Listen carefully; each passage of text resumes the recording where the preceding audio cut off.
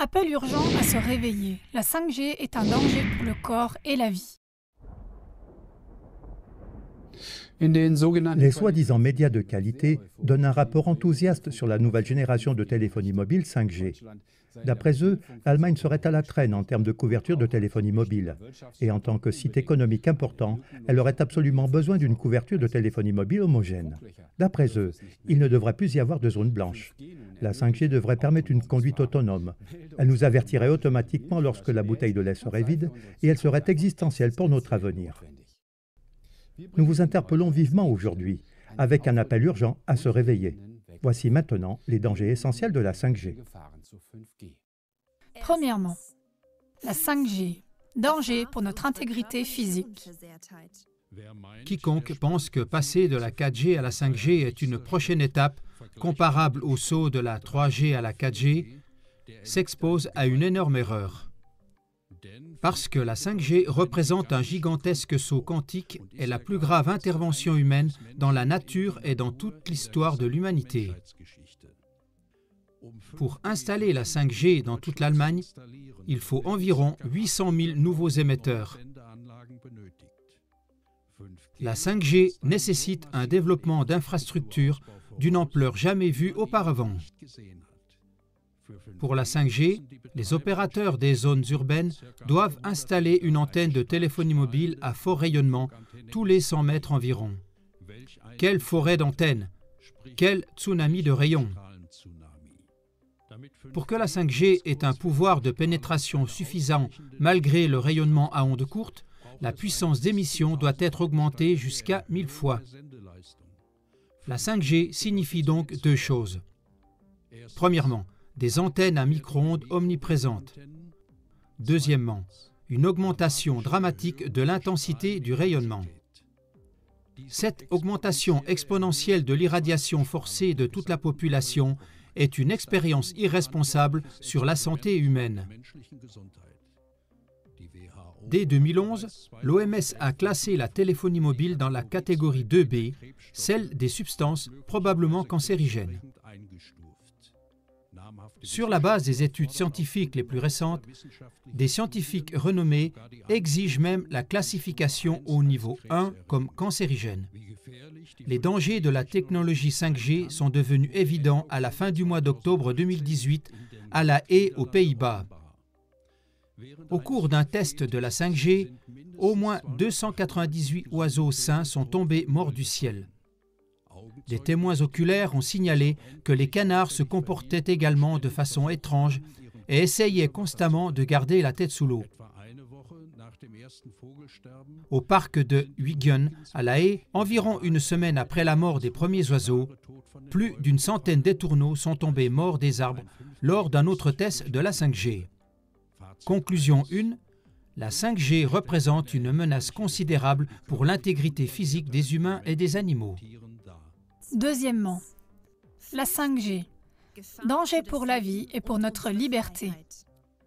Cette forêt mondiale d'antennes à micro-ondes et les puces RFID, qui doivent être intégrées dans tous les objets, permettent que tout soit mis en réseau et que tous les objets communiquent entre eux. On parle des objets connectés. Tom Wheeler, ex-président de la Federal Communication Commission, FCC, le résume comme suit. Des centaines de milliards de micropuces fixées sur des produits allant du flacon à pilule aux arroseurs automatiques de pelouse.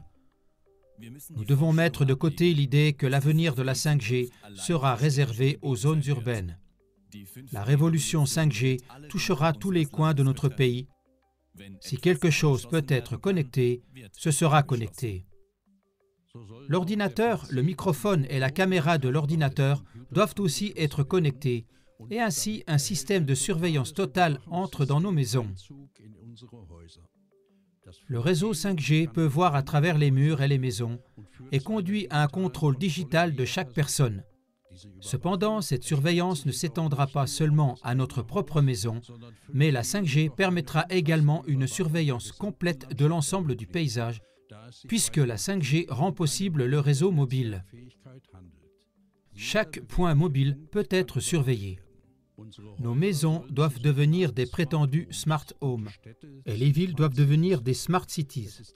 Tout est connecté digitalement par micro-ondes et nous sommes prisonniers d'un réseau de micro-ondes qui nous paralyse spirituellement, psychologiquement et physiquement. Au cours de cette folie de la digitalisation, l'argent doit aussi être digitalisé, c'est-à-dire qu'on cherche à convaincre les citoyens avec de faux arguments que l'argent liquide est dépassé. Dès que tout sera digitalisé et que l'Internet des objets sera connecté au monde réel, on aura créé un contrôle total sur chaque être humain. Conclusion 2. La 5G ouvre la voie à une dictature de la surveillance dont même George Orwell n'aurait pu imaginer l'ampleur. Chers téléspectateurs, les médias de masse ayant jusqu'à présent caché ces contrevoix à la population, cette émission n'est pas seulement un signal d'alarme, mais aussi un appel. Car au printemps 2019, les fréquences seront mises aux enchères par l'Agence fédérale des réseaux. L'objectif est que 98% des ménages soient connectés au réseau 5G d'ici fin 2022. C'est pourquoi nous vous prions de soutenir notre appel au réveil en envoyant cette émission maintenant au plus grand nombre possible de vos amis et connaissances par le biais du lien. Pour en savoir plus sur la technologie 5G, consultez notre série sur la 5G. De cette façon, vous pouvez aider activement à réveiller votre environnement immédiat et à créer un puissant contre-mouvement commun.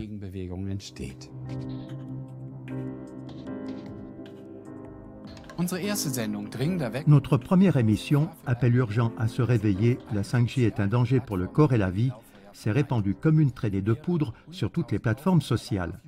Plusieurs centaines de milliers de vues seulement sur YouTube montrent la propagation exponentielle de l'appel au réveil contre la 5G. Cela montre à quel point de nombreuses personnes sont intéressées par un examen critique de la 5G. La première partie de l'appel au réveil a mis en lumière la mort très mystérieuse des oiseaux à La Haye, qui a été signalée par diverses plateformes Internet. Celle-ci attribue la mort de centaines d'oiseaux à des tests 5G qui auraient eu lieu en parallèle.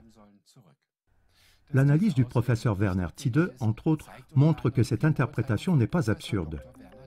Il dit : La nouvelle norme 5G pour la téléphonie mobile créera un tout nouvel environnement de rayonnement pour la faune et la flore. Le rayonnement sera plus intense et à ondes courtes, et donc plus dur. La forme des ondes et leur effet ressembleront à ceux d'une arme à micro-ondes. Professeur Werner Tide. Néanmoins, des voix se sont fait entendre sur Internet, qui nient catégoriquement un lien de cause à effet entre le rayonnement 5G, c'est-à-dire la téléphonie mobile et la mort subite des oiseaux. Cependant, il n'existe aucune étude scientifique fondée qui prouve que ce phénomène de la mort des oiseaux n'est pas du tout lié aux ondes de la téléphonie mobile.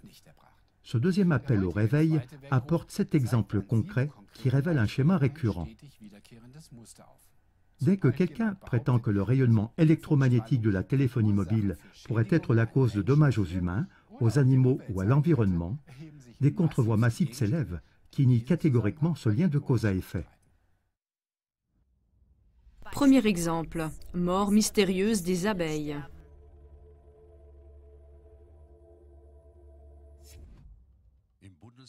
Dans l'État fédéral de Bavière se déroule actuellement le référendum Sauver les abeilles. La diminution d'environ 80% de la population d'abeilles est alarmante. Dans l'initiative lancée entre autres par l'EDP et les Verts, la téléphonie mobile n'est même pas mentionnée comme une cause possible de la mortalité spectaculaire des abeilles.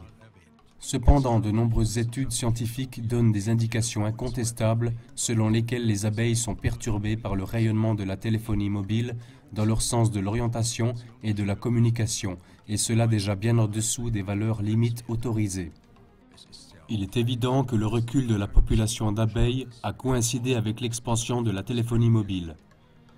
Néanmoins, les responsables politiques prétendent: Les valeurs limites actuellement en vigueur sont les valeurs limites qui sont conformes à la santé de la population et aux principes de prévention. Jürgen Trittin, ancien ministre fédéral de l'Environnement. Deuxième exemple, dommages mystérieux aux arbres.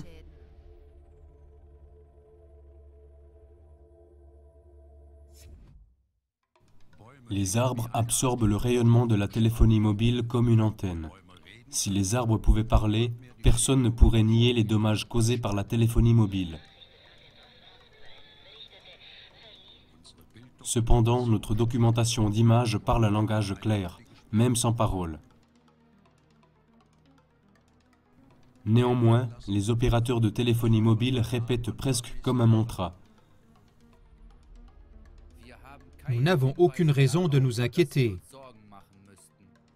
Carsten Menzel, responsable de l'environnement, de la santé et de la sécurité chez E+. Troisième exemple, changement mystérieux de l'hémogramme.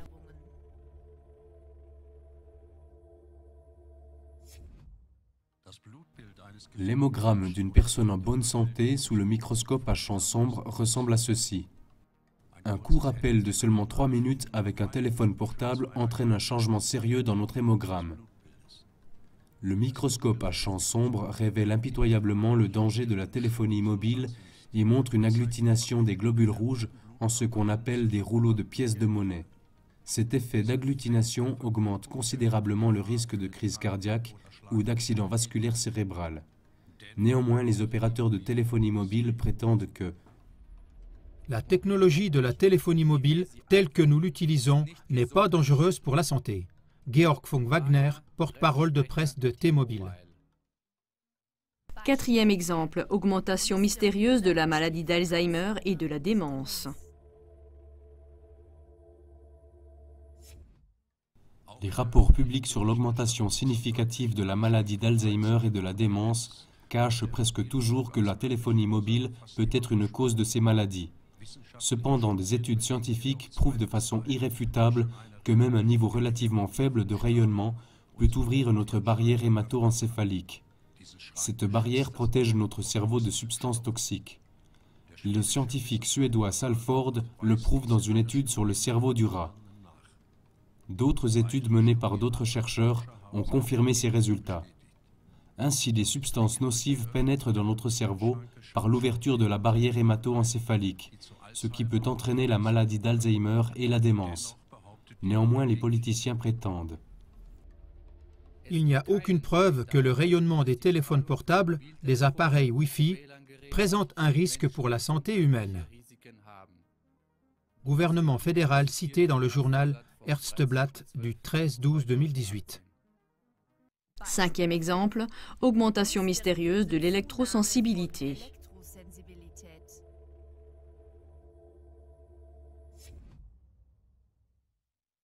La proportion des personnes électrosensibles qui réagissent à un rayonnement de téléphonie mobile par des réactions de type allergique a fortement augmenté. Selon les enquêtes, on donne le chiffre de 9% de la population. On a pu prouver lors d'études et d'expériences réalisées avec des techniques de mesure que même l'activité cardiaque des personnes électrosensibles change significativement dans un champ de rayonnement. Les personnes électrosensibles sont donc un document vivant et convaincant sur les dommages causés par la téléphonie mobile. Néanmoins, les politiciens prétendent. Il n'y a aucun danger avec la technologie des ondes utilisées en ce moment. Dans le meilleur des cas, les personnes touchées ont un problème psychologique. Monika Stolz, médecin, ancienne ministre du Travail et des Affaires sociales du Bade-Württemberg. Sixième exemple, discréditation mystérieuse des études scientifiques.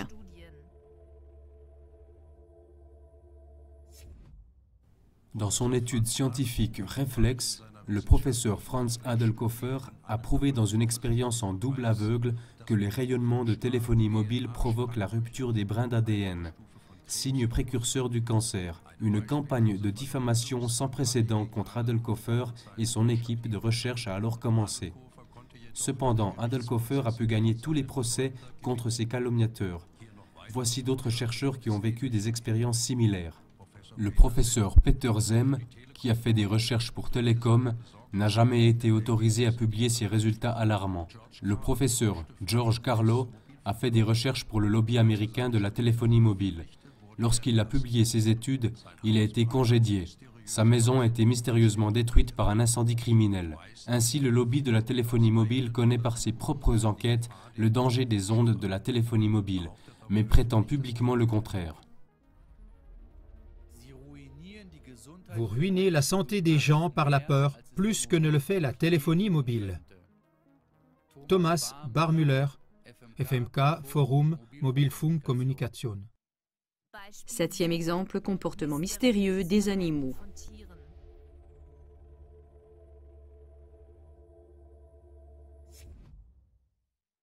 De nombreux agriculteurs signalent des maladies graves dont souffrent leurs animaux, après la mise en service d'antennes de téléphonie mobile. Friedrich Stengel, d'Oettingen, en Bavière, a fait état de 25 vaches mortes et un total de 75 avortements spontanés au 3e ou 4e mois. Le ministère bavarois de l'Environnement n'était pas prêt à traiter l'affaire et à nier tout lien avec la téléphonie mobile. Nous vous recommandons ici le film documentaire « Téléphonie mobile, le danger dissimulé », qui démontre en détail l'ignorance des autorités. Voici un court extrait. Mais l'ignorance va encore plus loin. En 2006, une délégation de médecins a remis à l'Office fédéral pour la radioprotection, BFS, un document de 700 pages sur les maladies dues au rayonnement. Jusqu'à présent, ce document n'a pas été pris en considération pour procéder à des mesures de protection. Le porte-parole de Télécom, le docteur Volker Bockelmann, a dit « Une entreprise commerciale ne peut avoir aucune morale ». Les 7 exemples cités ne représentent que la pointe de l'iceberg d'une gigantesque dissimulation des dommages causés par la téléphonie mobile. On ne peut éviter de conclure que tous les moyens autorisés et non autorisés sont utilisés pour empêcher que les dommages causés par la téléphonie mobile soient révélés au grand jour. L'argument selon lequel il n'existe aucune preuve scientifique de l'existence de tels dommages doit être présenté comme une tromperie frauduleuse et une irresponsabilité criminelle.